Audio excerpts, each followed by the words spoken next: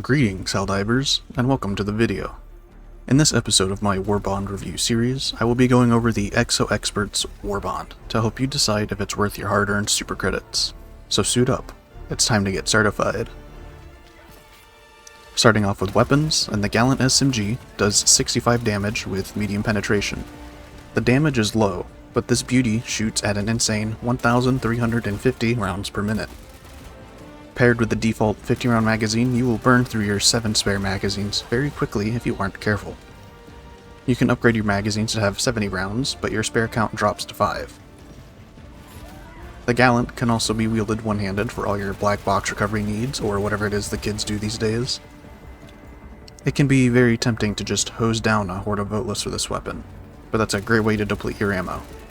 Being a little more deliberate, aiming carefully, and squeezing off short bursts is what you really ought to do. And if you're shooting at those necromorph motherfuckers, maybe add in a sweep across their limbs as you shoot your short bursts to rip off their limbs. The missile pistol is the sidearm for this Warbond. This is a sidearm that fires off a small, guided missile. This thing can one-shot harvesters, or cripple them, making them easy to finish off with a heavy machine gun or something along those lines. Usually. Sometimes it just fails to do anything. It's pretty inconsistent in my experience. It doesn't even one-shot overseers consistently. Combined with its super limited ammo count of 4 shots total, this weapon is more of a meme, to be honest. My biggest success with it is bringing it against Illuminate because it can usually severely damage or outright destroy the occasional harvester. Maybe it's better with manual targeting, but to be honest, I just want my bolt pistol back. So the missile pistol, it's a meh from me. The Bulletstorm is a support weapon stratagem that drops 2 expendable machine guns. These have light armor penetration and a very fast rate of fire. So much so that you'll burn through their 300 round magazine in about 15 seconds or so of continuous fire. These are basically expendable stalwarts. They have a short 70-second cooldown, so you can spam these like EATs, and are a great way to supplement any anti-tank heavy loadout that may be lacking in Horde Clear. Or you can be John Expendable Diver and bring a bunch of expendable weapons. Considering the Bulletstorm is only light pen, it's most effective against bugs and squids. It's actually pretty funny.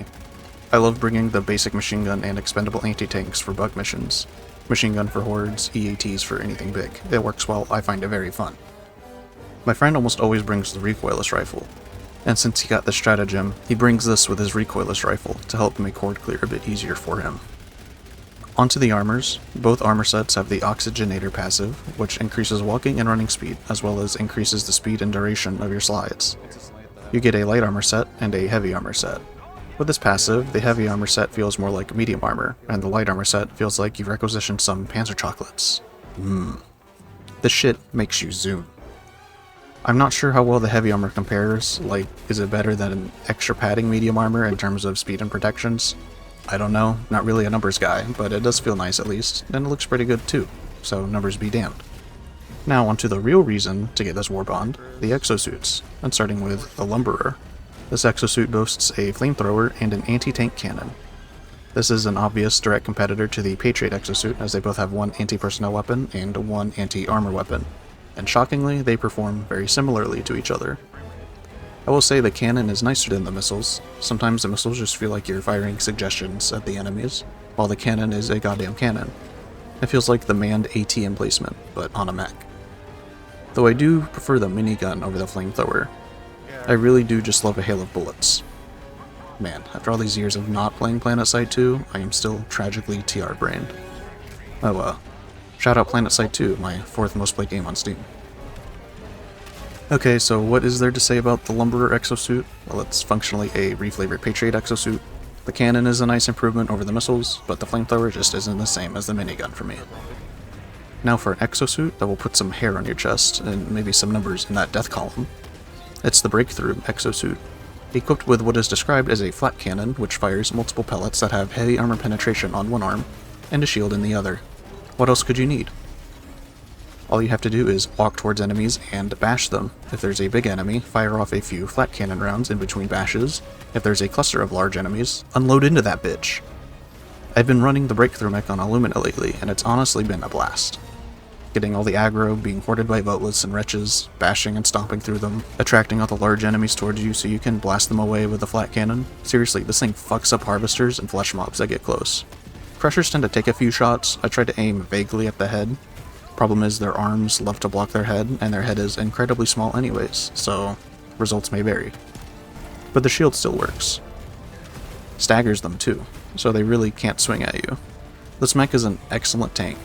Get aggro, kill all the little stuff just by walking and maneuvering around the large threats, and position yourself to focus on the large threats with shield bashes and flat cannon bursts. Every enemy swarming you is one less enemy swarming your allies. And while you will last a long while in a swarm, just remember it won't be forever, and all good things must come to an end. Damn.